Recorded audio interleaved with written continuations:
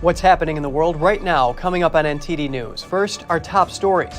The Durham report shows massive failures in the FBI's probe of former President Trump's campaign. So what can be done about it? We hear from an investigative journalist. Illegal immigrants who assault police officers could face automatic deportation if a new bill passes. That's just one bill a House panel is advancing. Find out about the rest. Facial recognition technology at American airports. The TSA is currently testing a new program which may become mandatory. Many are voicing concerns. Pennsylvania and Kentucky are both currently holding primary elections. The outcome could hint at what to expect during next year's nationwide general election.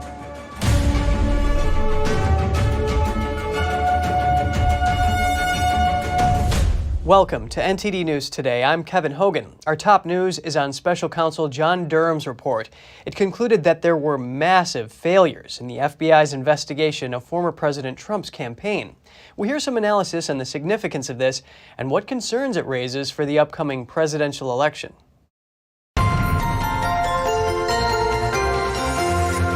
Joining me now is Lee Smith, columnist and author of The Plot Against the President. It's great to have you with us, Lee. Hey, Kevin, thank you very much for inviting me on today. John Durham's report says the FBI did not interview the people connected with the information that the Bureau used to investigate the Trump campaign. If that's true, why not? I mean, this is an investigation bureau. Don't they conduct interviews as part of their standard operating procedure? Yeah, unfortunately, however, this is not a real report. This is that's cover-up. Frankly, or as other people said, it's a way to shut the book. So all of this hubbub is all over, and the right can stop complaining about FBI and deep state corruption and whatever the nonsense the right complains about, and they can tell the former President Donald Trump in Mar-a-Lago to quit moaning about it, because we've looked into it and it's over, and here's what we found. So everyone can go home. Trust the FBI, trust the Department of Justice, trust the CIA. Don't worry about it. Shut up. That's what it is. That's the Durham report. After this Trump-Russia collusion hoax was debunked, many people are looking for concrete steps here. Is there anything that's going to happen? Reform, legal sense? Nothing. The report explains in different ways why there was no way to there was nothing that made them criminally liable. Sure, there incompetence and maybe they missed some steps and stuff like that, but there's no criminal case against them, according to the Durham report. And as for reform, according to the Durham report, and not just to the report, but the way it's blasting it out on social media, it's like, yeah, a lot of the necessary reforms have already been implemented by the FBI under Christopher Wray. So don't worry, your FBI, your Department of Justice are on it. So no, nothing will come of this. No reform, never mind indictments. So, Lee, you've been following this very closely. Incompetence, I mean, the FBI, it's a major branch of the government. And, if a doctor commits, malpractice, then there's going to be ramifications. But if the FBI is incompetent, shouldn't there be something that happens, in your view? Well, I mean, they set it up from the beginning so that if they ever got caught, they would be accused of being incompetent, right? Because being incompetent is better than being criminally liable. That's how they set it up from the outset. This was intentional. So this is what's happened. It's reached its conclusion now, right? It's like, hey, we didn't do anything criminally bad. We missed a few things. What do you want? We're human, like everyone else. So that's how it was set up. So no, there will be no consequences. No one will pay any consequences in a court of law or under the U.S. justice system, at least not now. So you mentioned that this brought this to a conclusion, but really, what happens next year? I mean, anything in terms of the election that's coming up?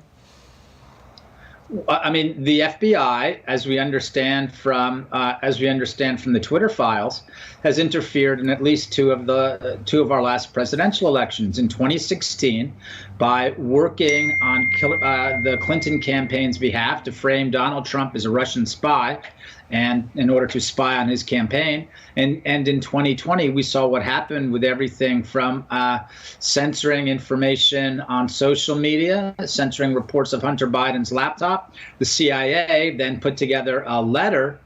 Remember, 50 of those 51 former intelligence officials who signed the famous 51 Spies letter, 42 of these people were from the CIA. It's a CIA letter. FBI and the CIA have collaborated to interfere in the last two elections. What can we count on going forward? We can count on the FBI and the CIA collaborating once again to try to interfere in an American presidential election. That's for certain. A lot of people want some answers here. Lee Smith, author and columnist, thank you so much for your time. Thank you very much, Kevin.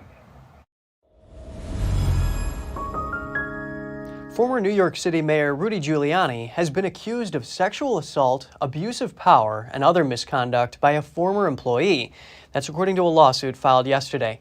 The plaintiff is Noel Dunphy, allegedly a former director of business development for a number of Giuliani-owned companies. The lawsuit states Dunphy began working for Giuliani in 2019. Dunphy claims that Giuliani hired her to pursue a sexual relationship. She alleges he began abusing her almost immediately after she started working for him. Dunphy is seeking $10 million in compensation. Giuliani's communications advisor says Giuliani unequivocally denies the allegations.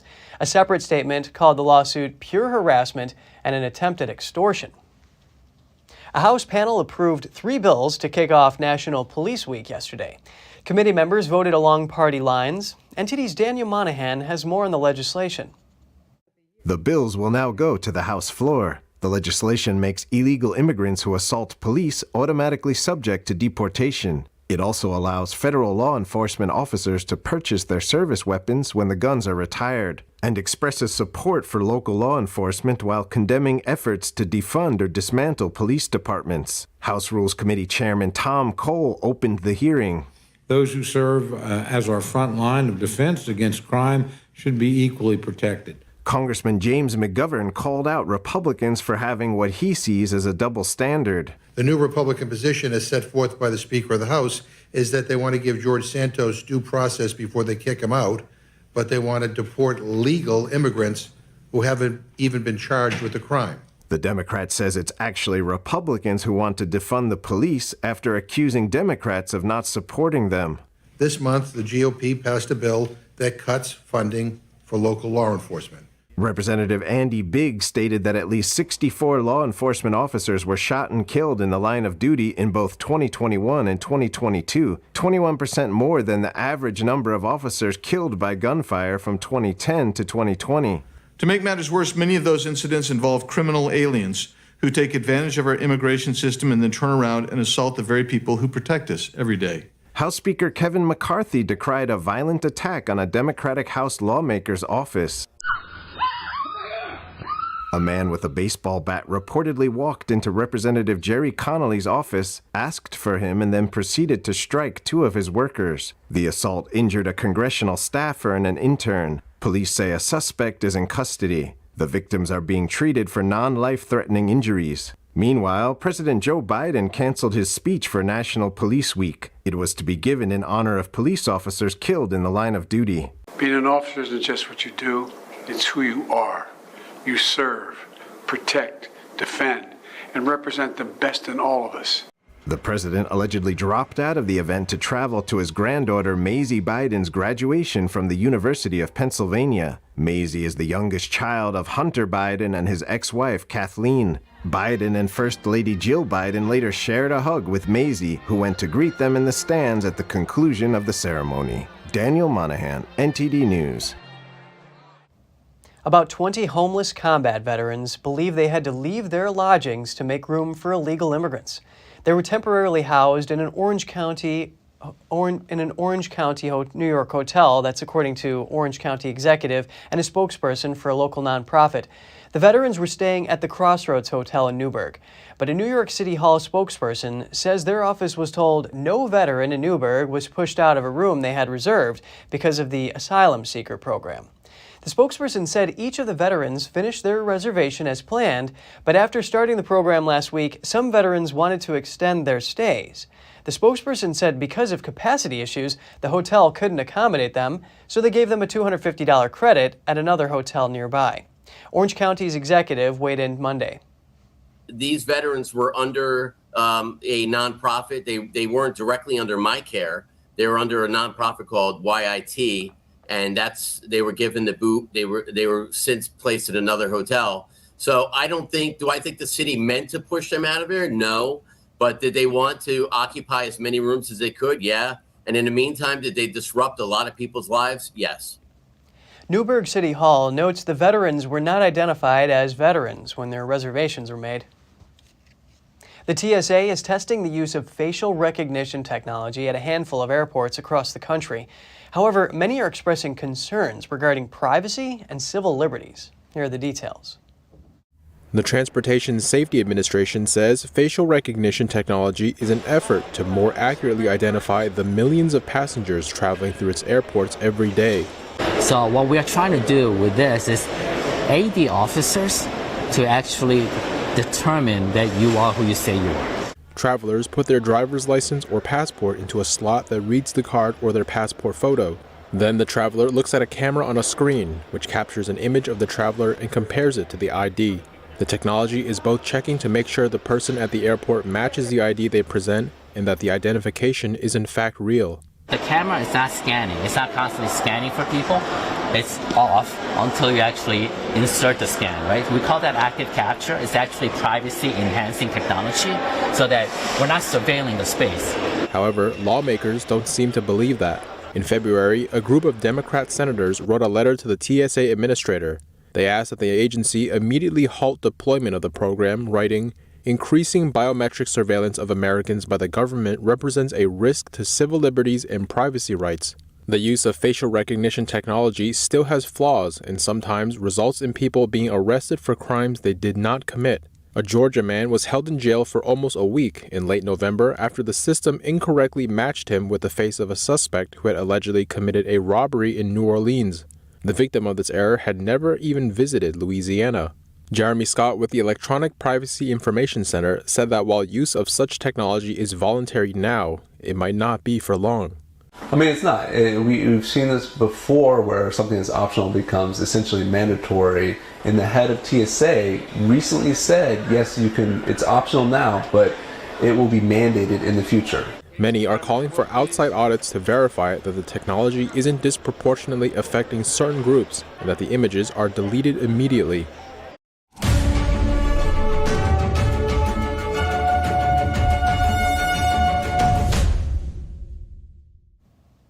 Elections in Kentucky and Pennsylvania today could send early signals about the mood of voters ahead of next year's races for the White House and Congress.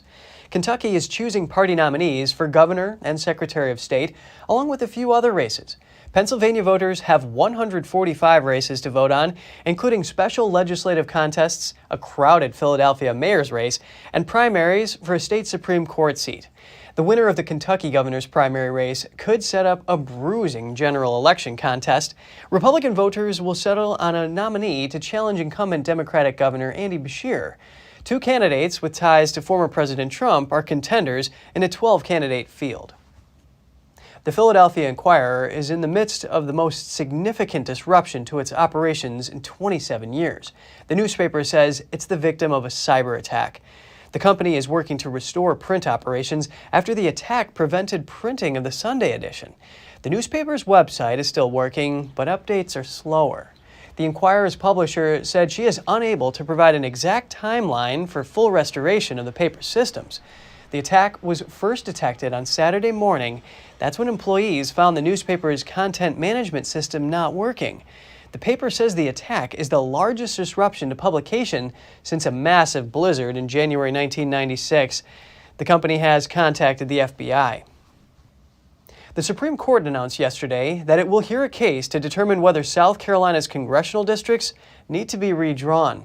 The main question is whether Republican lawmakers discriminated against black voters. NTD's Arlene Richards reports.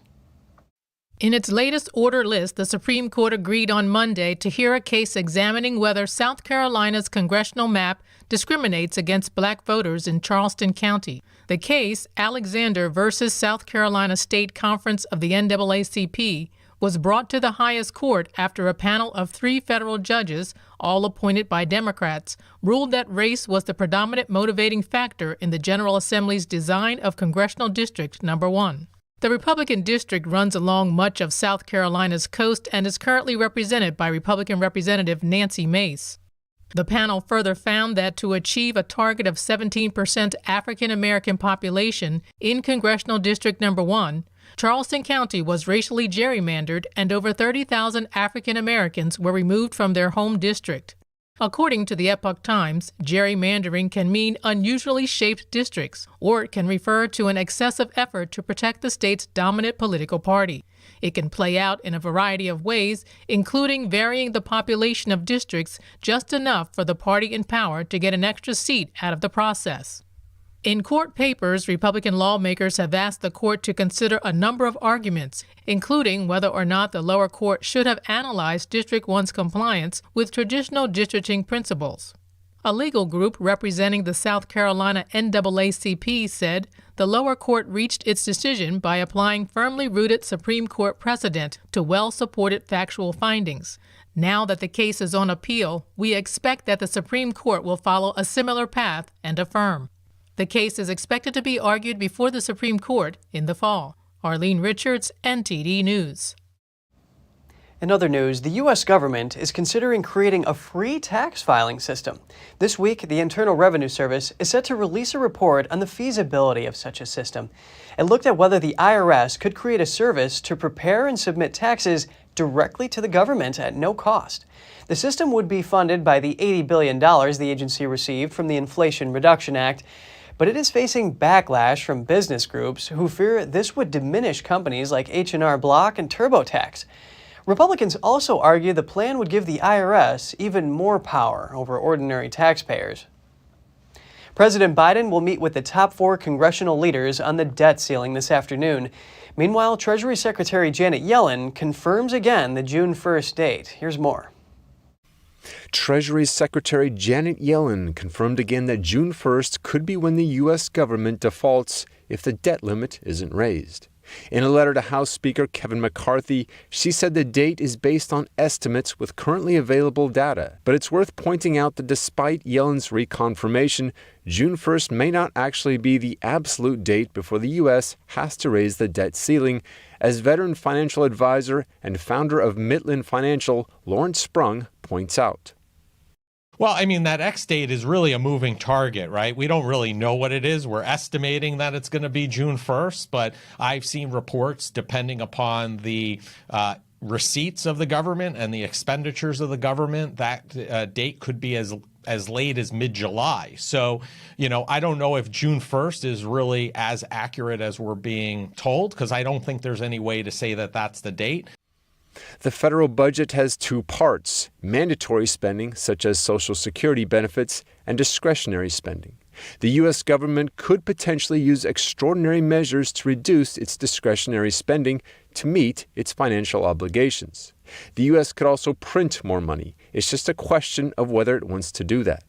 However, putting things into perspective, the U.S. has frequent debt ceiling debates and has never actually defaulted on its debt. It's raised its debt ceiling dozens of times in history. I'm not too worried. I mean, I don't think we're going to end up coming to that point. Since Eisenhower's presidency, we've raised the debt ceiling 89 times. And if you look back even in history, President Biden has only raised the ceiling twice, which is the least of any president. And it seems like financial markets aren't worried about the U.S. defaulting on its debt either. Here's Chief Strategist at Mill Street Research, Sam Burns. Yeah, that's right. I think the markets so far, at least, are mostly taking that view that every time it looks like they've had a big kind of debate or crisis, that it got worked out at the last minute, and the payments were made on the debt, and there was no actual default. And of course, it's a manufactured crisis because there is no actual, limitation on the ability of the Treasury to pay its bills. Even though it's unlikely the U.S. will have an actual default on its debt, it is possible that it may be late on its payments for a few days. That's right. There is a scenario where there's delays in payment on certain, Treasury bills and bonds and things, but that they get paid back, a week later or whatever the case may be, sometime shortly thereafter. My guess is that if that happened, the markets would respond, pretty negatively. Meanwhile, tax collections for the current fiscal year through April fell $250 billion short of predictions by the Congressional Budget Office. This is something that officials will have to consider. Biden, McCarthy, and congressional leaders are expected to meet later today. President Biden has announced who he plans to nominate to be the next director of the National Institutes of Health. The last director stepped down back in December 2021 after 12 years in the role. Biden wants to nominate cancer specialist Dr. Monica Bertinelli, who last year became director of the National Cancer Institute. Prior to that role, she served as a professor of surgery specializing in surgical oncology at Harvard Medical School. The NIH is one of the world's foremost biomedical research institutions. Biden said as director of the National Cancer Institute, Bertinelli advanced Biden's agenda to end cancer as we know it. The issue of cancer research is one that Biden campaigned on. California is dumping tons of toxic waste in other states every year. The state touts itself as eco-friendly, but it takes advantage of states with less environmental regulations and cheaper costs for dumping. Since 2010, California has dumped nearly half of its hazardous waste out of state, mostly in Utah, Arizona, and Nevada. 13 more states have received California's toxic waste, but in much lower quantities. An investigation published by Cal Matters in January found one of the biggest out-of-state toxic waste dumpers was the state's own Department of Toxic Substances Control.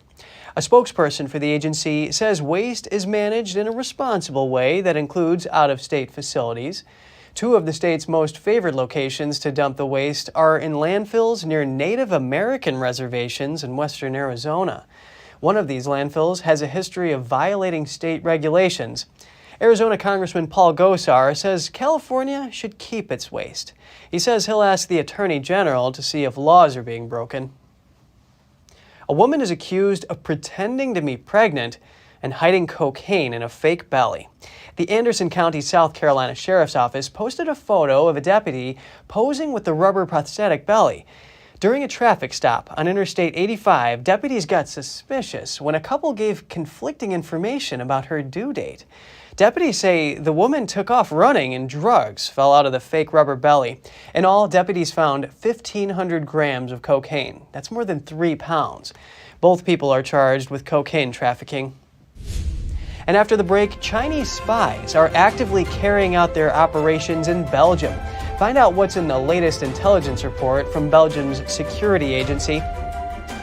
Jobs are drying up for college graduates in China. Young job seekers say they're on the verge of giving up.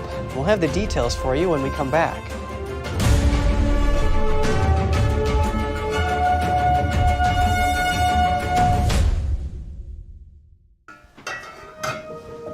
Hey, I told you enough of that. But look, this is different. It's Ganjing World.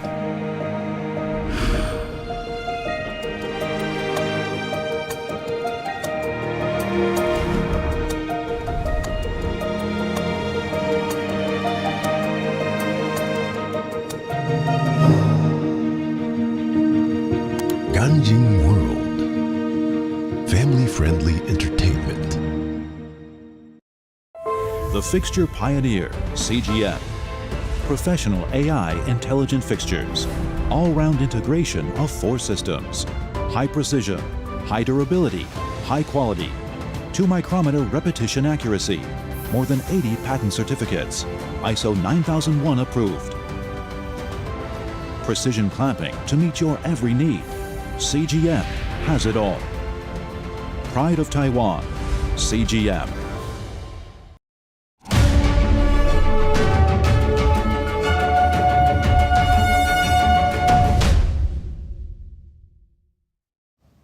Welcome back. TikTok is back in the spotlight. We delve into a new survey with some pretty disturbing findings, and we hear from an expert what's the platform's impact on young developing minds. Joining me now is Dr. Dean Beckloff, licensed professional counselor. Thank you so much for making the time today, Dr. Beckloff. Sure thing. Glad to be here. Now, there are numerous concerns surrounding TikTok. One is data privacy, and then other concerns are from parents who are worried that this app may cause dangerous content to be fed to their kids. For example, a survey made a couple of these fake 13-year-old accounts, and it found that they were just overrun with these videos with topics on suicide, eating disorders, self-harm, and body image. Should parents be worried about this? I think so. I think it is a concern. Now, I have good hope too, I'll tell you that, but I have some concerns about what's going on, like any adult has and any parent has. People are concerned about what's being fed to their kids. We know that since COVID, teen mental health issues have risen dramatically. And of course, we first thought, of course, that must be COVID. And we have to believe that when teens and kids have been isolated in their homes, they probably did turn to TikTok and a few other things. So we've got probably a number of different reasons why we're having a increase in mental health issues. I've seen it in my practice. I mean, a lot stronger mental health issues with hospitalizations and suicide thoughts, and kids actually doing that, as you've well heard, I'm sure, in the news. Tell us a little bit more about your practice. Do you have people coming in who are explaining their lifestyle to you and that these social medias are a common theme? Oh, absolutely. Yeah. Yes, it's a common theme. And then I still think we're reverberating from the social isolation that happened during COVID. So I think we've got a mix of problems and issues, but you said it so well, especially TikTok. We're understanding that kids are being fed the TikTok videos that are about depression. With that comes major anxiety. With that comes thoughts of self-harm, and then, of course, thoughts of suicide. So when they're being impacted with that at a very young age, and I know my 16-year-old would not have wanted to know that she was young, but those are young ages. We know that now that the brain does not fully attain its growth until about 25 or even later. So these are kids growing, and it's already a struggle. Our teens are vulnerable, I think, because the brain is growing so rapidly, and then they're even all people are vulnerable. We wouldn't have advertising if we couldn't be influenced. Now, if you do advertising, your advertising is fine. Everybody else's is bad, but yours is good here. But advertising is there because we can be influenced. And so kids are even more highly influenced when they're being impacted with those kinds of videos. Then, we got a problem. Counselor Dr. Dean Beckloff, really good speaking with you on this very important issue. I'm glad to be here. On to the Chinese regime. An intelligence report from Belgium is causing concern. It says that Chinese spies are extremely active in the European nation. Here are the details. A recent government report by the Belgian VSSE security service found that spies for the Chinese Communist Party, or CCP, are extremely active in the country. Belgium is not only a U.S. ally, but also the de facto capital of the European Union. The report assesses security threats that Belgium faces, and it lists Chinese spies as one of them, alongside threats from terrorism and the war in Ukraine. The report says to represent its interests, China also continues to use a very broad spectrum of techniques to spread its influence, employed overtly or covertly in a gray zone between lobbying, interference, political influence, espionage, economic blackmail, and disinformation campaigns, between which the boundary is often vague. The Belgian agency notes that the CCP doesn't rely just on traditional spies to carry out its operations. Oftentimes it uses private citizens, Chinese businesses, state media, and lobbyists. The agency concluded, with the presence of a large number of major international institutions, Belgium is a very attractive target for Chinese espionage and influence peddling. Young job seekers in China are struggling to find work. Many say they're now at their breaking point. The country's job market struggles come months after China lifted its strict pandemic restrictions and reopened its borders. Here's the story. I went through almost 50 interviews after graduation. Some were just internships. The employers wouldn't pay anything.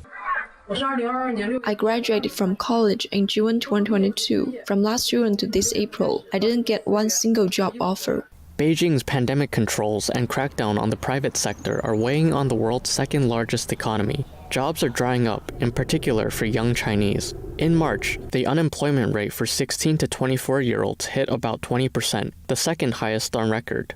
The peak came in July of last year. In a video posted on social media, a young woman says a friend of hers graduated from Berkeley with a master's degree, but hadn't been able to find a job in China for 4 months. She added that another of her friends was looking to hire a barista for his cafe. He offered less than $900 per month for a 6-day work week. Over a dozen applications came in the first day the job was posted. All applicants were college graduates. 30% had studied abroad. Authorities are shifting the blame to jobless graduates, urging them to put aside their career aspirations and take low-skilled jobs. But parents are reluctant, given the high cost of a college education. Meanwhile, the disillusioned young adults are losing confidence. I came to this electronics factory after graduation half a month ago. My job is simply to drive screws. I often doubt that it's worth coming here. I tried 5,000 companies, but only got a few interviews. Layoffs and failed interviews drove me to self-denial and drained my motivation. The pressure that came over me kept me awake all night long. With this year's graduation season fast approaching, more than 10 million college students are entering China's job market. That figure, plus 1 million overseas graduates coming back home for opportunities. An insider's view from someone who experienced China's strict pandemic lockdown policy firsthand. A Chinese entrepreneur tells us how China's economic recovery is faring with 3 years of pandemic control behind it. Here's more. From tourism, trading, and catering to real estate and rubber product exports, Meng Jun's business footprint spanned southern China with an annual turnover of tens of millions of dollars. But it all came to a halt when the pandemic lockdown took over the country. I came to the United States last year. Since July 2021, basically there has been no work available for my employees. Meng started laying off staff and clearing out goods at half price, but no one was buying because the consumers were facing the same plight. I know some companies in our industrial zone were more burdened with debt than I was. Some owners suffered from depression and even committed suicide. Things didn't turn around when the zero COVID-19 policy ended. Meng said a friend of his owned a plant making decorative materials. Before the pandemic, the friend heeded the regime's call to scale up production capacity. Now the real estate slump is taking a major toll on his business. Policies like lower interest rates or purchase incentives are all lies. My friend's products are still piling up. Real estate hasn't recovered at all, as the Chinese Communist Party claims it has. The factories aren't even operating at 10% of what they used to be. Another friend of Meng's ran a wholesale clothing business. During the pandemic, unsold stockpiles and rent payments cost him his entire savings. Since the lockdown lifted, my friend said his business hasn't even regained 20% of its previous revenue. Not even 20%. How's the economy likely to recover like this? Meng said Chinese consumers aren't opening their wallets due to fears like uncertainty and looming unemployment. Everyone feels insecure in this situation. No one trusts the Communist Party anymore. The party just acts on its own whims and doesn't keep its word. Official data shows a drop in China's manufacturing activity in April, with the property sector still floundering and exports fading. The jobless rate is soaring among young people in China. In urban cities, 1 in 5 young people are out of work, and it's even worse in rural areas. And if you have any news tips or feedback for the show, don't hesitate to email us at news.today@ntd.com. Coming up, the French government takes heat for banning demonstrations. Is it a violation of the right to protest? We'll hear from a police union spokesperson to find out more.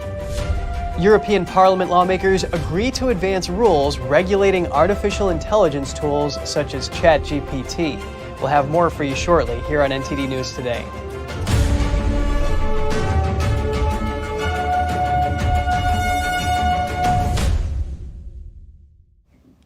The CIA has launched a video campaign on YouTube urging Russians to make contact and share key information with the U.S. This video shows Russians contemplating major decisions. A male voice talks about the value of heroism and endurance. The text in the video says the agency wants to hear from military officers, intelligence experts, diplomats, scientists, and people with information about Russia's economy and its leadership. It also provides a secure internet channel for getting in touch.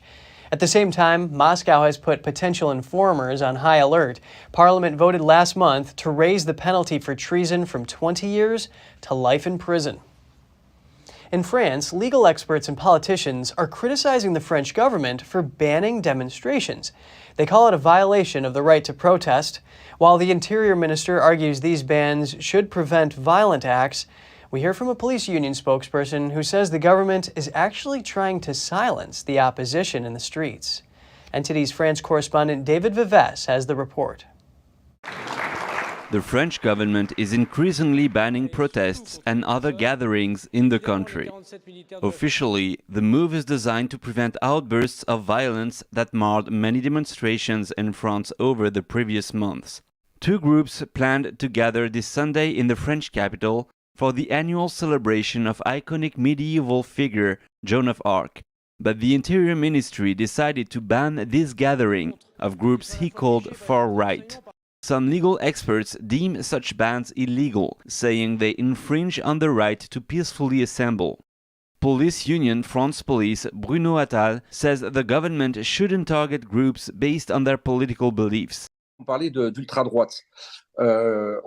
you talk about far right, you can't ban a demonstration because groups are far right or far left. It can only be banned on the basis of constitutional facts that, for example, there will be a disturbance of public order.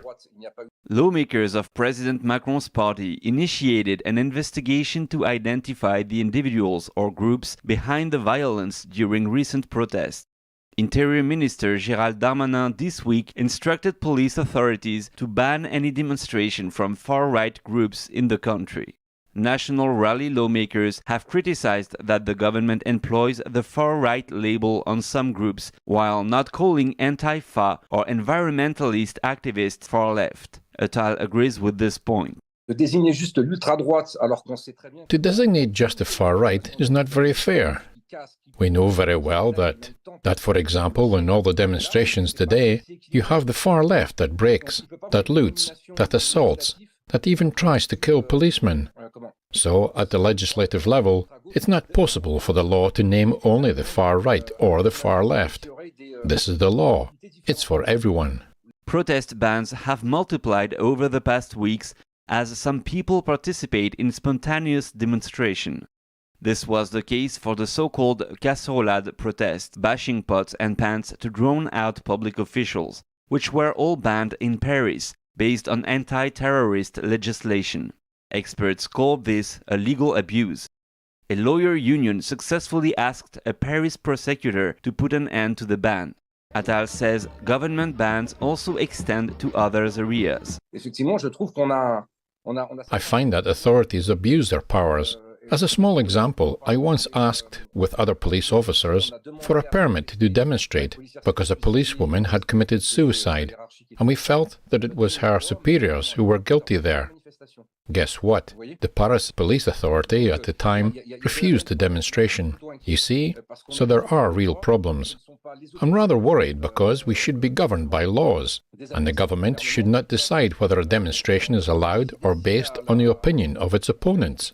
The only question to ask is whether it's legal or not. David Vives, NTD News, Paris. Turning to artificial intelligence, Europe could soon have rules regulating the new tech. It's been 2 years in the making. EU lawmakers took a recent vote. European lawmakers came a step closer to passing new rules regulating artificial intelligence tools, such as ChatGPT, following a crunch vote on Thursday. A European Parliament committee voted to strengthen the flagship legislative proposal as it heads toward passage.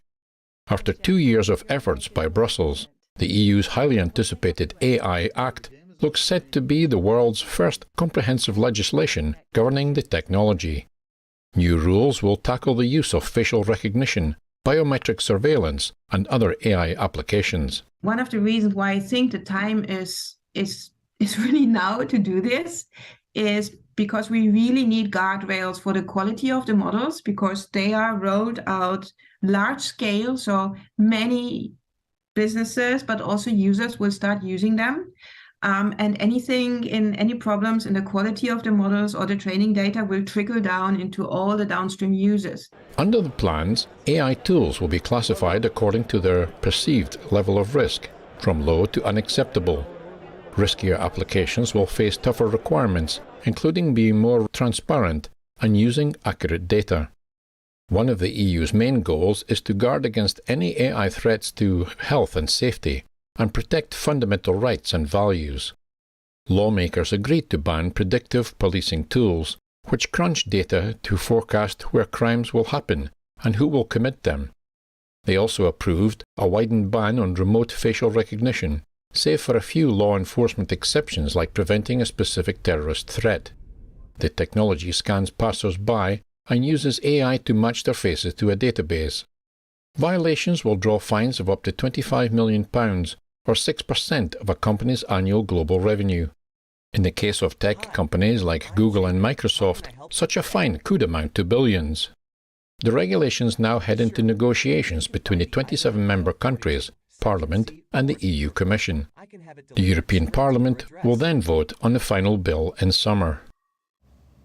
A British skincare manufacturer saw its revenue and profits jump by 40% since trying out a 4-day workweek. Staff will get paid for 5 days still, and some hope the idea might help jumpstart productivity. No chatting, no messaging. Apart from the whirring machinery, there is silence. This is deep work time at British skincare manufacturer Five Squirrels. Since June, staff at the company have worked 4 days a week, but still get paid for 5. Everyone was pounding through their work from Monday to Thursday to make sure that Friday was definitely going to happen. Company owner Gary Conroy says since the switch, revenue and profits increased by 40%. It was micromanaging ourselves for a long period of time to get to the nub of what our current productivity was in a 5-day week. And we thought, well, if we can maintain that in a 4-day week, then we're okay. But actually what we saw was that actually people were smashing through their targets and they were getting much, much higher. He says this was due to staff making less mistakes, and that now they rarely get complaints from customers or returns. People are focused, they're less tired, they're more fresh. You know, they want to get the job done quickly and they want to go home on a Thursday and have 3 days to themselves. An economist at Oxford University said people in Denmark and the Netherlands work on average about 1,400 hours a year, while Americans work closer to 1,800 hours a year. So that probably helps explain why the Danes, the Finns, the Dutch do a bit better in the World Happiness Report for one. But from a more productivity angle, which my own research speaks to, they also do more better in terms of productivity on an hour-to-hour basis. So while they're working quite a bit less as compared to their UK and US counterparts. Last year, Five Squirrels was one of 61 UK-based companies to take part in the world's biggest trial of a 4-day week. 56 of them have stuck with the policy. The vast majority said overall productivity and performance were maintained, although in some companies staff need to work longer hours on the 4 working days. Most of the companies taking part in the trial were smaller companies, with under 25 people. A consultant said smaller companies might find it easier to switch to a new dynamic. And in a group of 10 or 20, there's much more sort of visibility among your peers about who's delivering on what, and sort of understanding, are people pulling their weight, and much less of the risk of a free rider problems. So far, larger companies have been more sceptical about the idea. The British University of Oxford will remove the Sackler name from its buildings and staff posts following a review into its ties with the family. A number of institutions have already ended their relationships with the Sackler family in recent years due to links with the opioid crisis. The Sackler Library in Oxford is one of those to be renamed following the review. The university said in a statement, donations received from the Sackler family and their trusts will be retained for their intended educational purposes, and that no new donations have been received from them since January 2019. The Sackler family fully supports the review outcomes. Other institutions, such as the British Museum in London and the Louvre Museum in Paris, have also cut ties with the Sackler family in recent years. Italian police seized almost 3,000 kilograms of drugs hidden in boxes of bananas. The boxes contained packs of highly pure cocaine sitting alongside the fruit. The boxes were stacked inside 2 refrigerated 40-foot-long shipping containers. Italian authorities say the drugs were worth more than $870 million. Scanners and a sniffer dog named Joel helped authorities discover the drugs. The shipment arrived in Calabria in southern Italy from Ecuador, and its final destination was Armenia. Police say they had found a further 600 kilograms of cocaine in the last few days in fruit containers from Ecuador, arriving at the same Italian port. That shipment was destined for other parts of Italy, Croatia, Greece, and Georgia. Calabria is home to Italy's most powerful mafia organization and plays a central role in the drug trade. Still to come, a town in the Spanish region of Catalonia braces for another difficult summer. Severe drought forces authorities to impose stringent measures to conserve water. A young Australian finds hope in life after he starts recycling Melbourne's food waste on his bike. Stay tuned for that story when we come back.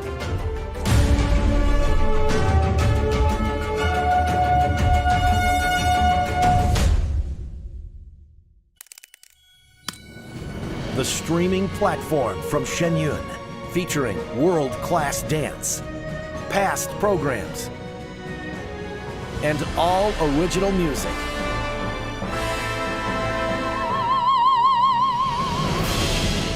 Masterclasses, behind the scenes, and more. Order now and save $100 on annual subscriptions at shenyuncreations.com/TV.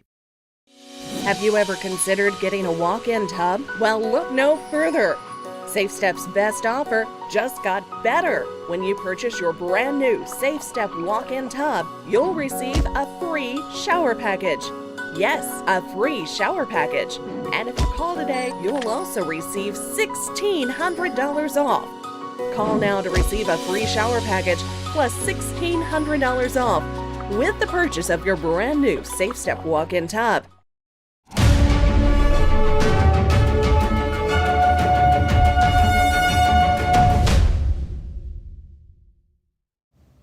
Good to have you back with us. We're continuing in a Spanish town where residents are bracing for another difficult summer. Locals endured 16-hour water cuts last year when aquifers ran dry. Now, swimming pools are adding to the controversy. NTD's Andrew Thomas has the latest. In Vacarisses, Catalonia, locals are not allowed to refill empty pools. Mayor Antoni Massana called it a necessary measure. He added that the town had worked to drill new wells amid a drought. Some say pools are a scapegoat for a lack of coherent water policy in Spain. The model was created by the Franco regime and the post-Franco regime, which without urban planning laws allowed there to be neighborhoods that grew a lot. All these neighborhoods were legalized and are legalized, but of course they have the house model of a house with swimming pool, garden. The town has gained regional notoriety for its number of pools. The town of 7,000 has more than 1,500 registered pools. That's one for every 5 residents. But severe drought is forcing authorities to impose stringent measures to conserve water. For me, the challenge is how to adapt this model to today's needs. The model is already there, we can't change it. How is this model more sustainable? Well, with a pool, always keep the water in the pool, using thermal covers so that the water evaporates less. Catalonia is one of the most parched regions in Spain. Some reservoirs are at just 7% of their capacity. Local resident Antonia Leon Garcia says the townspeople are unfairly stigmatized. When you go shopping in the supermarket or in Terraza, people say to you, "Oh yes, you live where there are 30,000 swimming pools, right?" It's a silly stigma that's gone round. But if you are here, you are in the countryside. The bulk of Spain's water resources go toward agriculture. Analysts estimate that the industry accounts for 70% of water usage. For Garcia, money for her pool is going down the drain. Oh no, I'm not going to fill it. I'm going to remove it. Why? Because first, we don't have kids. Second, because now I'm paying for a pool that I don't use, that I won't fill, and I have been paying for 7 years. In Catalonia, local mayors successfully petitioned for public pools to be exempt from the restrictions. They argued the pools are an important reprieve during sweltering summers. Andrew Thomas, NTD News. A program to collect food waste is giving a young Australian purpose in life. He's helping to recycle huge amounts of waste created by Melbourne's catering industry. Smo Blow didn't finish school and couldn't find steady work until he joined Good Cycles. The food waste he collects is turned into compost and used in parks and gardens around the city. This job has given me purpose and a reason to wake up in the morning. I just didn't believe in myself, I just looked down on myself. Mark Little is one of the managers for the program. He says the benefits for participants extend beyond collecting food scraps. We give people jobs and then we help them to become better at having a job, learning all the things that you need to be able to have a job, and then we help them to go on to get jobs elsewhere. Melbourne needs the help that Good Cycles provides. The city's mayor says there is a huge amount of food waste.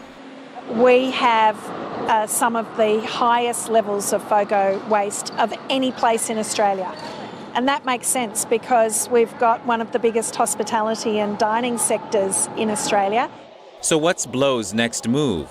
He plans to build on his success here and become an electrician, also known as a Sparky. I'm looking into studying to become a Sparky, so I'll be hopefully studying and doing this job. Yeah, it feels good, man. Yeah, it feels good. Businesses have responded positively to the bikers collecting food waste, and the benefits to Blow's life continue to grow. Colin Fredrickson, NTD News. That's all for today's program. We're really glad to have you with us. Please send us an email if you'd like to tell us something. We're going to put it on screen. For podcasters, that's news.today@ntd.com. I'm Kevin Hogan, NTD News, New York City.